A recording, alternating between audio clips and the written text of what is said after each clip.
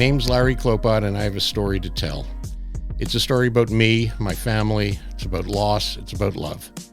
I do hope you'll join me as I tell it. I'm dedicating this podcast series to my son Alex and to anyone and everyone who's on their own journey of grief, trying to make their way through this life without their loved one and often without answers. Why am I here and he's not? A father's journey to make sense of loss, love, and hope. On May 2nd, 2024, the most unimaginable event happened that changed our lives completely and forever.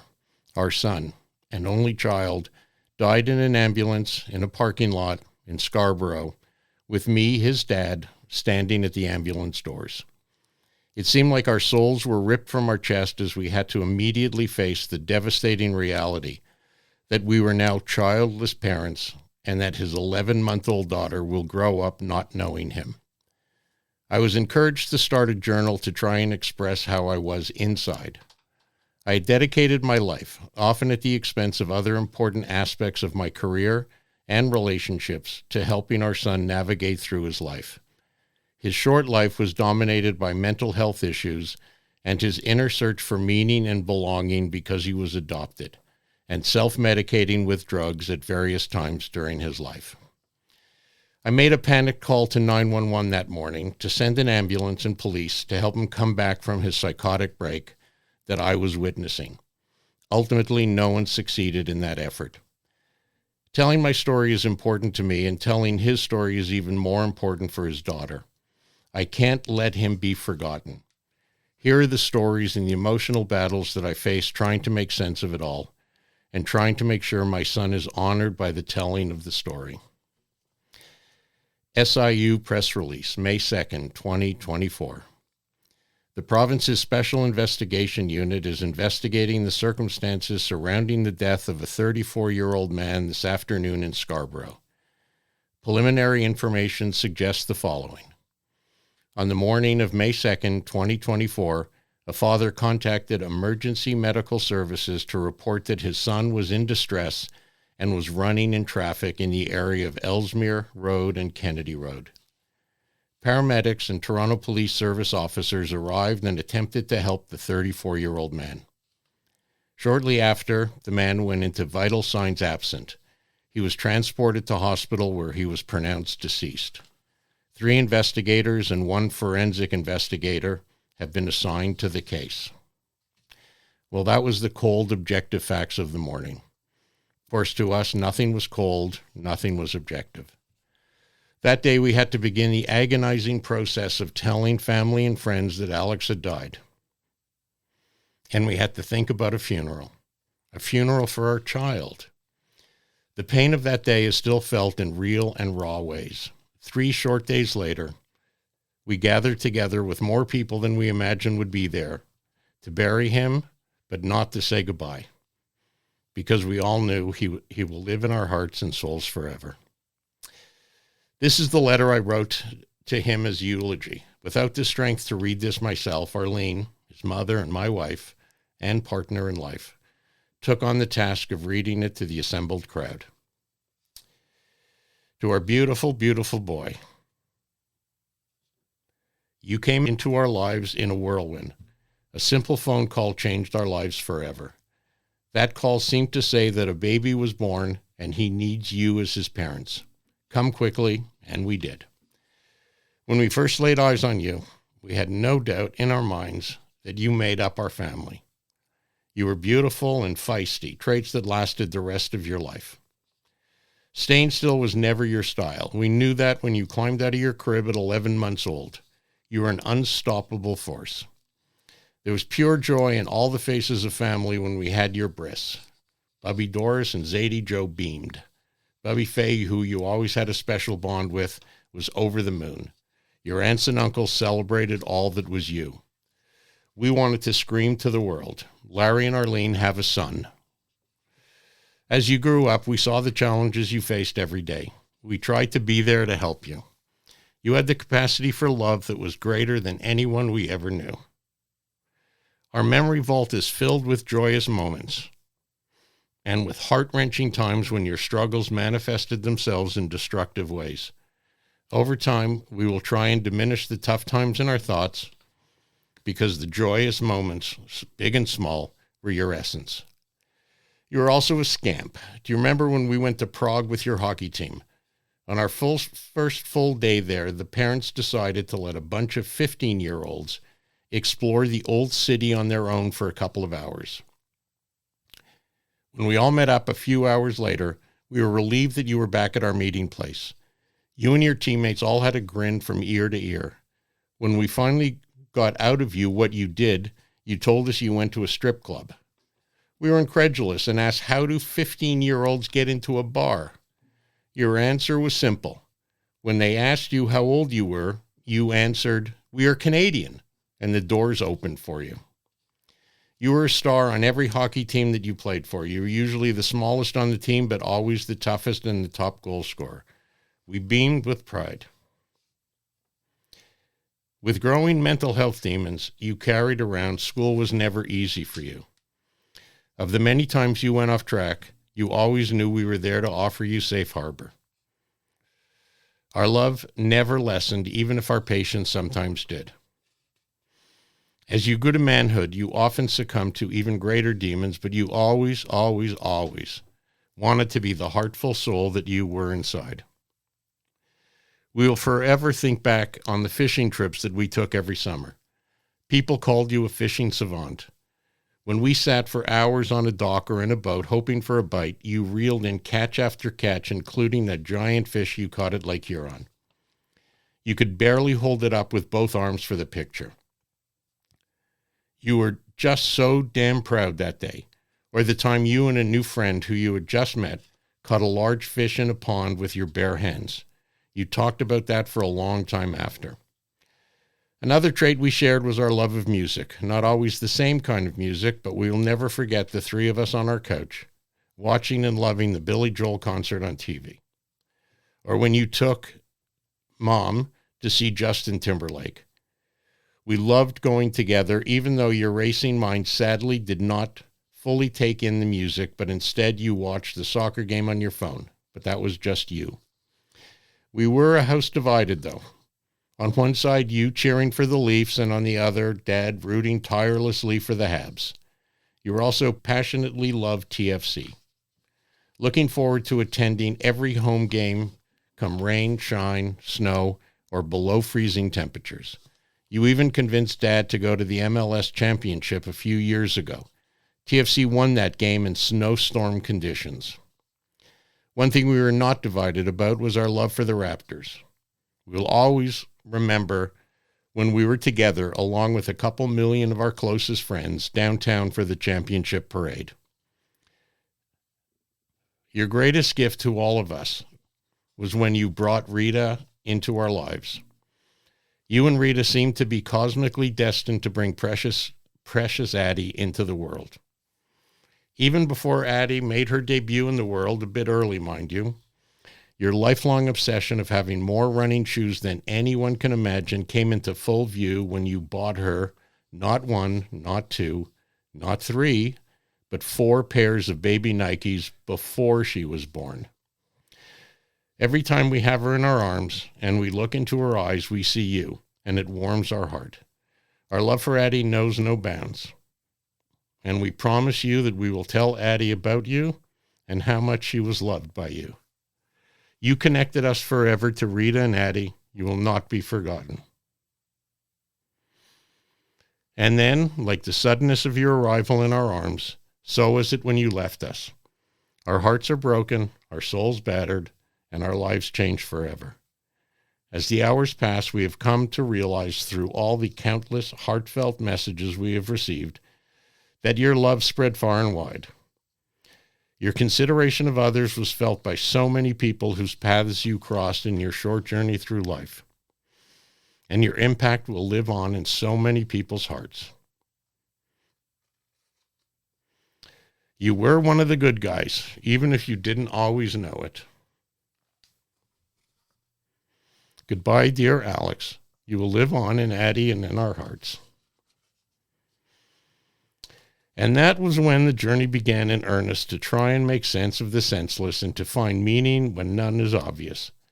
I started writing a journal soon after the shock of May 2nd began to settle in. I thought at first that I was writing it for me, but realized very quickly that perhaps I was writing it for more than just me. The early days, May 14th, 2024. I'm not sure how many entries I will make going forward, as I've never written a journal before. It's 12 days now since Alex died, with me just feet outside the ambulance. I can still hear his screams as he was in the throes of his breakdown.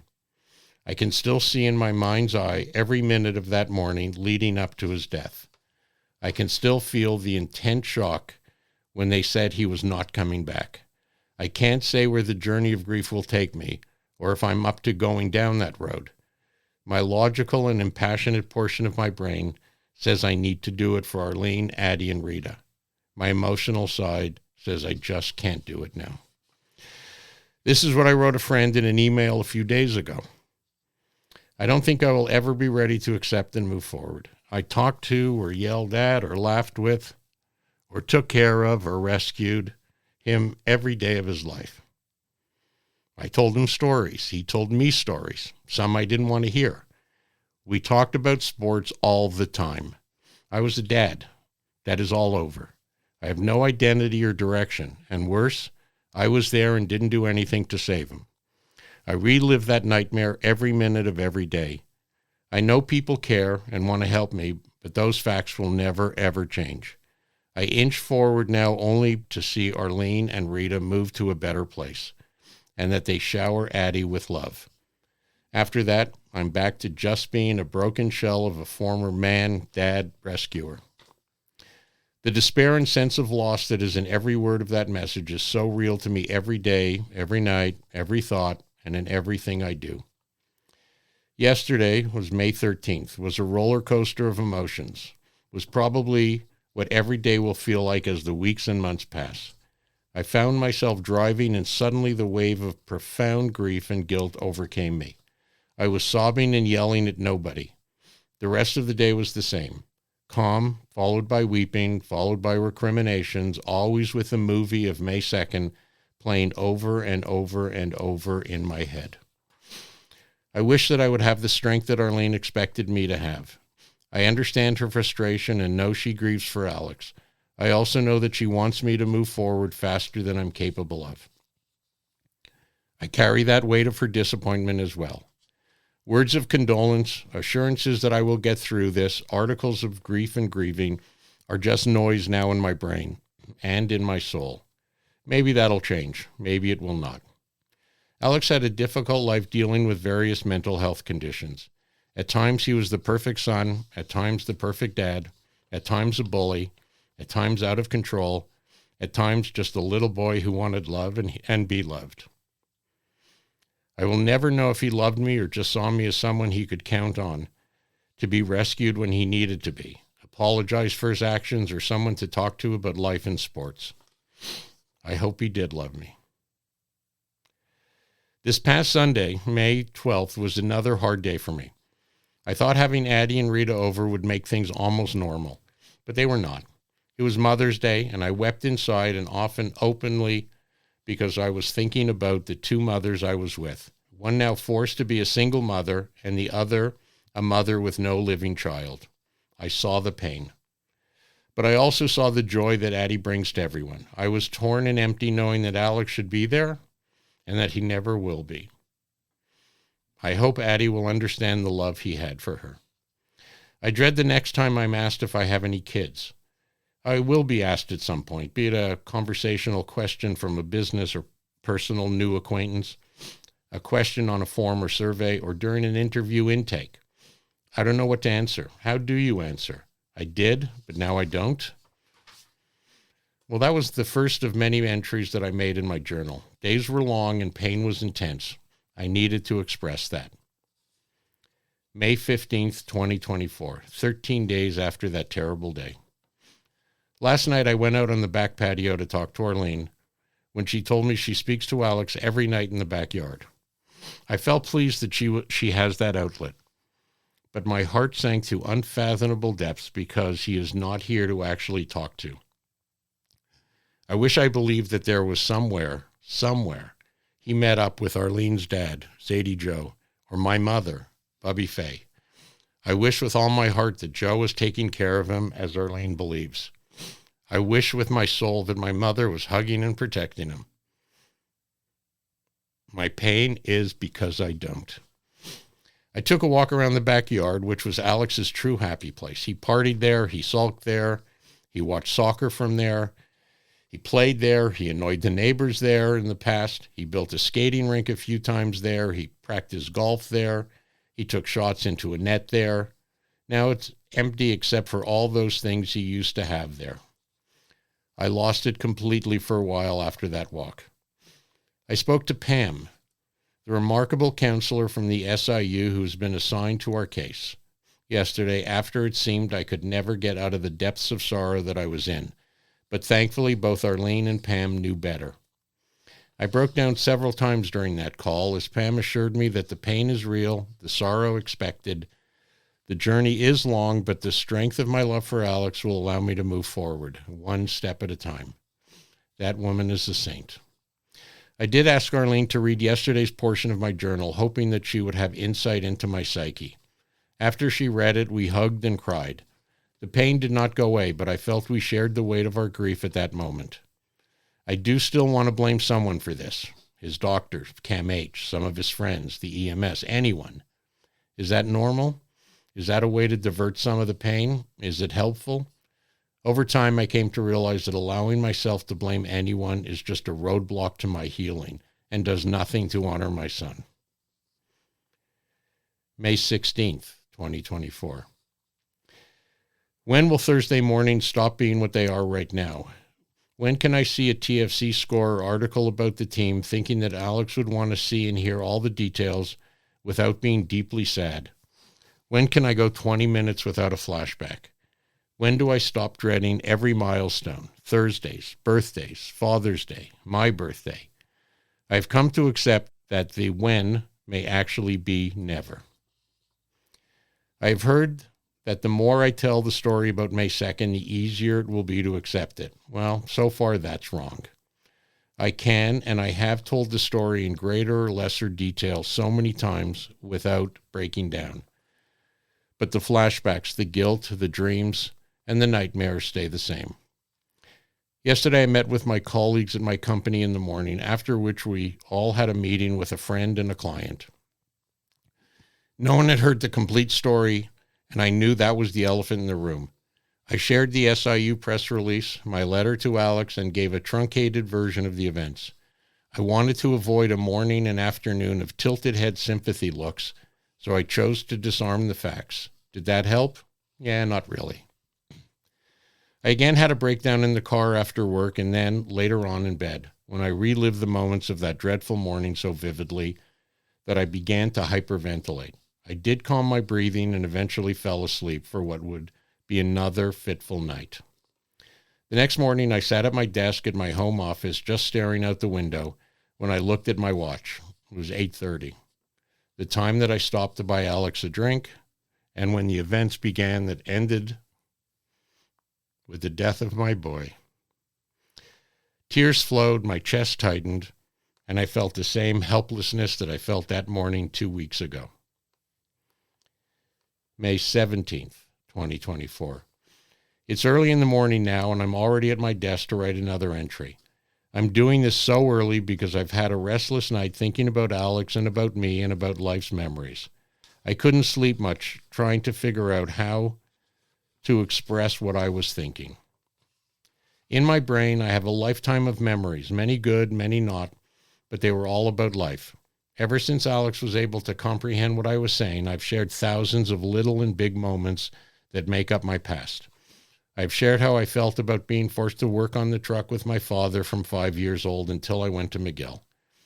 When I smoked my first chillum, how we had potato chips delivered to our house when I was young, stories about my mother and how she raised 5 kids without money or help while my father gambled what he made at the track.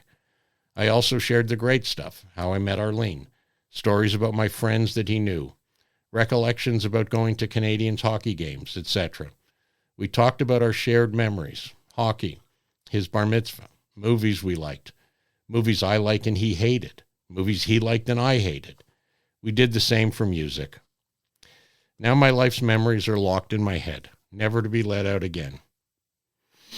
No one will ever want to hear about my life.